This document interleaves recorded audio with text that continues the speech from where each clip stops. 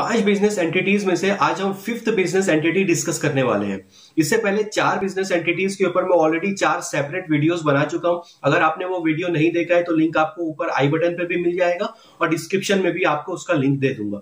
In fact business law से related जो मेरी प्लेलिस्ट है उसका पूरा लिंक मैं आपको नीचे डिस्क्रिप्शन में दे दूंगा। अब वहां से जाकर उसे चेकआउट कर सकते हैं। हमारी 5th business entity unregistered business entity है। इसके अंदर आपको लिमिटेड बेनिफिट्स मिलेंगे, कॉस्ट इफेक्टिव है, इसमें आपको कोई पार्टनर की जरूरत है, ना एग्रीमेंट की जरूरत है, ना रजिस्ट्रेशन की जरूरत है और ना ही आपको कोई लेंथी प्रोसीजर फॉलो करना पड़ेगा। अगर आप कोई एक्सपेरिमेंट के लिए कोई स्टार्टअप स्टार्ट करना चाह रहे हैं या फिर कोई पायलट प्रोजेक्ट के ऊपर काम कर रहे हैं तो इनिशियल स्टेज के लिए इसे प्रेफर कर सकते हैं, लेकिन इसके अंदर आप ना तो फंड रेज कर सकते हैं और ना ही आप अपना शेयर इशू कर सकते हैं। सो हे दोस्तों, मैं हूं Naved Momin, a lawyer, writer, YouTuber, fascinating speaker, legal and business consultant having more than 12 years of experience in the law field. So उम्मीद करता हूं आप सब फिट होंगे क्योंकि हेल्थ ही सबसे बड़ी वेल्थ है। सो चलते हैं आज के हमारे टॉपिक की तरफ, लेकिन उससे पहले चैनल को सब्सक्राइब जरूर कीजिए और साथ ही बेल नोटिफिकेशन आइकन को भी टैप कीजिए ताकि मेरी हर वीडियो का नोटिफिकेशन आप तक सबसे पहले पहुंचे। So let's begin. Business entity है प्रोप्राइटरशिप। जैसा कि मैंने आपको बताया, प्रोप्राइटरशिप एक अनरजिस्टर्ड बिजनेस एंटिटी है, लेकिन इसे भी गवर्न करने के लिए एक एक्ट इनैक्ट किया गया है जिसे हम कहते हैं shop and establishment act. So proprietorship एक ऐसा फॉर्म ऑफ बिजनेस है जिसे ओन, कंट्रोल और मैनेज एक ही बंदा करता है। ये नॉर्मली स्मॉल बिजनेस के लिए प्रेफरेबल है, जैसे कि grocery shop, footwear shop, general store etcetera. Advantages of proprietorship. Number 1, easy to start, easy to shut. जैसा कि मैंने आपको बताया कि प्रोप्राइटरशिप को स्टार्ट करने के लिए आपको ना तो किसी पार्टनर की जरूरत है, ना एग्रीमेंट की जरूरत है, ना रजिस्ट्रेशन की जरूरत है और ना ही आपको कोई लेंथी प्रोसीजर फॉलो करना है।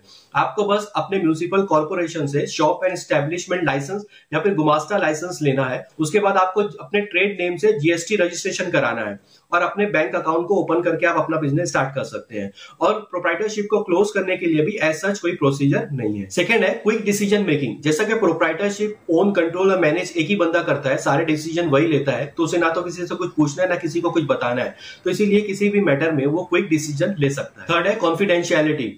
सारा बिजनेस ओन, कंट्रोल और मैनेज एक ही बंदा करता है, सारे डिसीजंस वही लेता है, तो उससे बिजनेस से रिलेटेड जो भी सीक्रेट इन्फॉर्मेशन है वो अपने पास तक ही रखता है, वो उसे किसी के साथ शेयर नहीं करता। तो इसके लिए उसके कॉम्पिटिटर्स के पास उससे बिजनेस से रिलेटेड कोई भी सीक्रेट इन्फॉर्मेशन नहीं पहुंचती है। फोर्थ है नो प्रॉफिट शेयरिंग। इसे हम एक एग्जांपल से समझते हैं। अगर कोई सैलरीड पर्सन 8 घंटे की जॉब करता है तो उसकी सैलरी फिक्स है। अगर वो कुछ extra number of hours job करता है तो जो एक्स्ट्रा प्रॉफिट आता है उस प्रॉफिट में से उसका कोई शेयर नहीं होता है। लेकिन प्रोप्राइटरशिप में ऐसा नहीं है। प्रोप्राइटरशिप में अगर proprietor extra number of hours काम करता है तो जो एक्स्ट्रा प्रॉफिट आता है वो एक्स्ट्रा प्रॉफिट प्रोप्राइटर का होता है, वो प्रॉफिट उसे किसी के साथ शेयर नहीं करना होता। Disadvantages of proprietorship. Number 1, limited resources. अगर कोई बंदा प्रोप्राइटरशिप में अपना स्टार्टअप स्टार्ट करना चाहता है तो या तो अपनी सेविंग से स्टार्ट करेगा या तो फिर फैमिली एंड फ्रेंड्स से बोरो करेगा। क्योंकि प्रोप्राइटरशिप कोई रजिस्टर्ड बिजनेस एंटिटी नहीं है, इसके लिए कोई भी बैंक या फाइनेंशियल इंस्टीट्यूशन उसे कोलैटरल फ्री लोन नहीं देगा। उसे कोई ना कोई कोलैटरल वहां पे देना पड़ेगा, चाहे वो गोल्ड देवे या फिर कोई भी बिजनेस के अपने प्रॉपर्टी के पेपर्स दे। सेकेंड है नो सेपरेट एंटिटी। जैसे कि हमने private limited company, limited liability partnership और 1% कंपनी के अंदर देखा था कि कानून की नजर में आप और आपकी कंपनी दोनों अलग अलग है। सो वो कॉन्सेप्ट जो है वो प्रोप्राइटरशिप में नहीं है। प्रोप्राइटरशिप के अंदर कानून की नजर में आप और आपकी कंपनी, आपका बिजनेस दोनों एक ही है। यानी आपने अगर जो भी एक्ट किया है उसके लिए सिर्फ और सिर्फ आप ही रिस्पॉन्सिबल होंगे, आपकी 100% लायबिलिटी होती है। थर्ड है no limited liability. No limited liability को एक एग्जाम्पल से समझने की कोशिश करते हैं।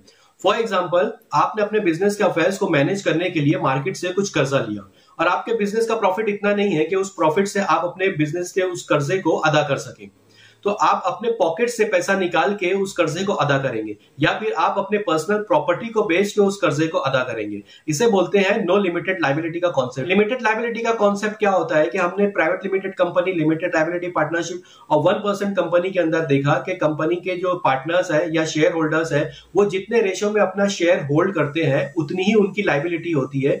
उससे ज्यादा उनको अपने पॉकेट से या अपनी पर्सनल असेट बेच के मार्केट के डेट को जो है क्लियर करना नहीं होता। फोर्थ है नो परपेचुअल सक्सेशन। जैसा कि हमने private limited company, limited liability partnership और 1% कंपनी के अंदर देखा कि शेयर होल्डर्स या पार्टनर्स रिटायर होते हैं या उनकी डेथ हो जाती है। सो अगर तो उन्होंने अपने जीते जी किसी को अपॉइंट कर दिया है तो उनके बाद वो बंदा कंपनी के अंदर काम करेगा, और अगर उन्होंने किसी को अपॉइंट नहीं किया है तो उनके लीगल एज जो है वो टेक ओवर करेंगे और फिर वहां से वो कंपनी को रन करेंगे। इन शॉर्ट, बिजनेस कभी भी किसी भी सूरत में बंद नहीं होगा। लेकिन ये कॉन्सेप्ट जो है वो प्रोप्राइटरशिप के केस में नहीं है। प्रोप्राइटरशिप के बिजनेस से आपको जो भी प्रॉफिट होता है उस प्रॉफिट के ऊपर आपको पर्सनल इनकम टैक्स पे करना होता है। जैसा कि मैंने आपको बताया कि आप अगर कोई ट्रायल बेसिस पे या फिर कोई पायलट प्रोजेक्ट के तौर पर कोई स्टार्टअप स्टार्ट करना चाह रहे हैं तो आप प्रोप्राइटरशिप को एक इनिशियल स्टेज के तौर पर देख सकते हैं। फ्यूचर में अगर आपको इसके अंदर ग्रोथ नजर आती है तो फिर आप अपने बिजनेस एंटिटी को रजिस्टर कर सकते हैं, आप प्राइवेट लिमिटेड कंपनी में या फिर लिमिटेड लायबिलिटी पार्टनरशिप में या फिर 1% कंपनी के अंदर आप इसको रजिस्टर्ड कर सकते हैं। उम्मीद करता हूं आज की ये वीडियो आपको इन्फॉर्मेटिव लगी हो। आज के टॉपिक से रिलेटेड आपका कॉन्सेप्ट क्लियर हो गया होगा। अगर आपका कॉन्सेप्ट क्लियर नहीं हुआ है तो इस वीडियो को 2-3 बार गौर से देखिए, आपका कॉन्सेप्ट क्लियर हो जाएगा। वीडियो अगर पसंद आई तो इसे लाइक कीजिए और शेयर कीजिए अपने फैमिली एंड फ्रेंड्स के साथ जिन्हें आपके हिसाब से इस वीडियो की, इस इंफॉर्मेशन की जरूरत है। और कमेंट करके मुझे अपनी कीमती राय का इजहार जरूर कीजिए ताकि मुझे पता चले कि मैं जो इतना एफर्ट डाल रहा हूं वो फ्रूटफुल है या फिर फ्यूटाइल है। That's it for today. Thank you for watching.